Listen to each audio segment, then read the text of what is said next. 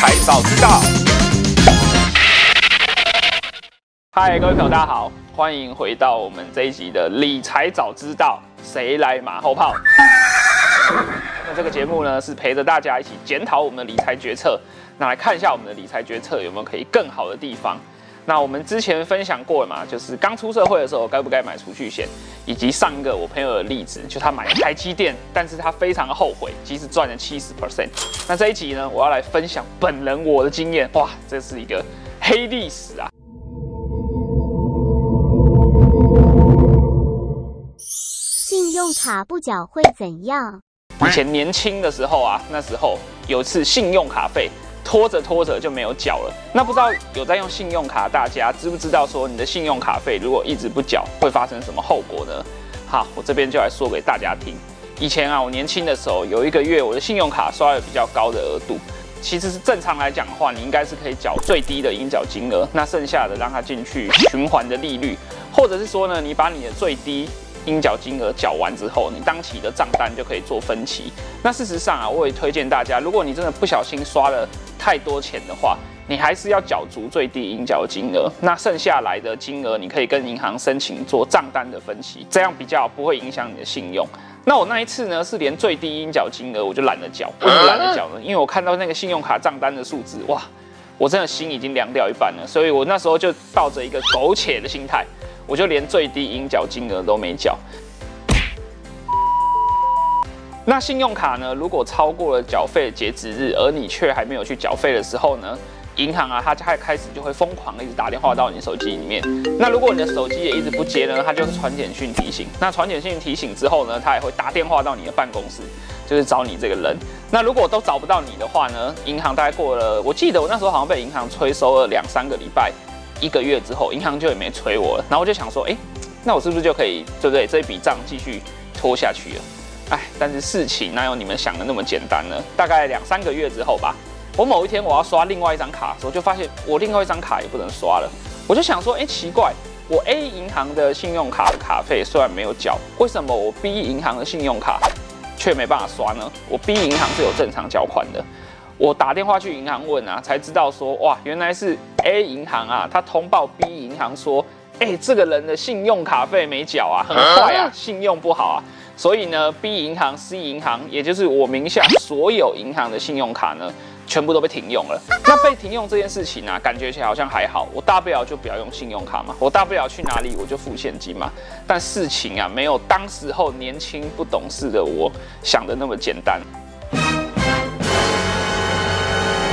过不久呢，我就接到一通电话，那个电话就说呢，他们是某某资产管理公司，他们现在已经接收了我在 A 银行信用卡的这个坏账，那他们现在呢就是要找我来讨钱啊，那他们就提出了一个分期付款的方案给我，就例如说我在那边的信用卡，假设我总共欠了5万块，那这5万块可以分成12个月来做偿还，但是啊会有非常高额的利息跟手续费。那你如果不接受这个分期付款的方案呢，你就是要一次把这个金额全部缴足，但是你缴足啊，还是有一笔非常高额的违约金。那我那时候接到那通电话的时候，一开始我想说，是不是诈骗啊？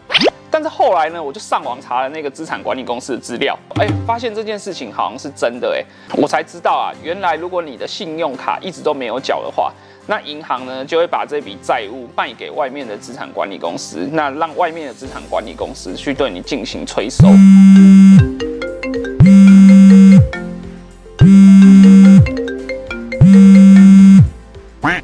那讲到这，大家会不会觉得很恐怖？刷信用卡都不用缴的啦，一点洗没啦，后退零点洗。哇，资产管理公司会不会有什么穿黑色衣服的那种小弟啊，或者是8+9啊，对不对？来找我要钱？其实不会啊，那些资产管理公司他们大部分都是循正常的管道。那所谓的正常管道呢，就是他们一样会提出分期付款的方案给你。那如果你不接受他们的方案呢，他就会叫你一次缴足。那如果你也没有一次缴足，或你不理他们呢，他们就会拿那个债权的凭证啊，到法院去申请强制执行。那强制执行的话呢，我们的强制执行署，哇，他们的效率也是非常的高，他们就会去把你银行户头里面能够扣的钱全部扣下来。如果你的银行户头里面没有钱啊，他们就会扣你工作的薪水哦。所以啊，你会听到有些人他欠债欠到最后啊，他都只能去那种做一些领现金的工作，例如说可能去工地打零工啊，或是例如说可能去开计程车，只能跟客人收现金啊。那就是因为啊，他们如果到正常那种有保劳健保的公司工作的话，银行会知道说哦，你有收入来源了，他们就会每个月从你的薪水里面扣掉一定的比例还给那个债权人。所以啊，我那时候因为我身上也没有那么多现金嘛，那时候比较年轻，还乱花钱。那我那时候就选择了这个分期付款的方案。那我分期慢慢分缴，我终于把这个债务给缴完了。然后啊，我就拿到那个资产管理公司给我的清偿证明。那我就想说，哇，这事情应该就已经了结了吧，对不对？我欠的钱我也终于都把它还清了。但是事情没有年轻无知的我想的那么的简单。因为啊，这种信用卡的强制停卡记录啊，是会被注记在你的联征上的。也就是说，每一间银行都知道这个人曾经因为没有缴信用卡费，而且银行催收还不理银行，导致这一笔钱变成坏账。那银行把钱卖给资产管理公司，造成这个信用卡停用的状况。那这个信用卡停用的状况啊，会在你的联征里面留最多7年哦。也就是说，你自从发生了这个状况之后呢，往后未来最长7年内，你都有可能没有办法再跟银行申请信用卡，或者是申请房贷、车贷。因为大家想一下，假设今天你是银行的话，有一个人要来跟你申请房贷、车贷或者信用卡，就你发现啊，这个人啊，他之前曾经因为欠银行的卡费一直都没有缴，而被强制停卡，甚至连银行的催收也不理。那即使这个人的收入是 OK 的，你还会借钱给这个人吗？想必是不会嘛，因为你借钱最怕怎么样？钱收不回来嘛。所以我那时候啊，有长达了好几年的时间，我印象中应该有4、5年那么久，就是我送那个申请信用卡件啊，都是没有办法过的。那直到后来啊，应该是那一笔记录从我的联征上消除之后，我才又重新申请了信用卡。从那件事情之后呢，我就非常珍惜我在银行那边的信用。那基本上第一个，我就会控制自己的花费，因为信用卡是一个很容易放大你消费的工具。哦，尤其是有时候啊，我跟我朋友他们出去，我们喝酒，大家都已经开心了，然后就乱请酒，因为你那时候已经喝醉了嘛，然后你也想要，哇，今天这个气氛很好，你就把信用卡拿出来说，我再请大家喝一轮 shot， 对不对？那这个消费就是你原本根本就不应该要花的消费，所以啊，信用卡它就是会放大你的消费。从那之后呢，我就非常的节制跟小心在使用信用卡。我确定呢，我信用卡每一笔花出去的钱都是我本来就应该要花的钱。例如说，我去全联买东西，我去 Costco 买东西，这本来就是我会花的钱嘛。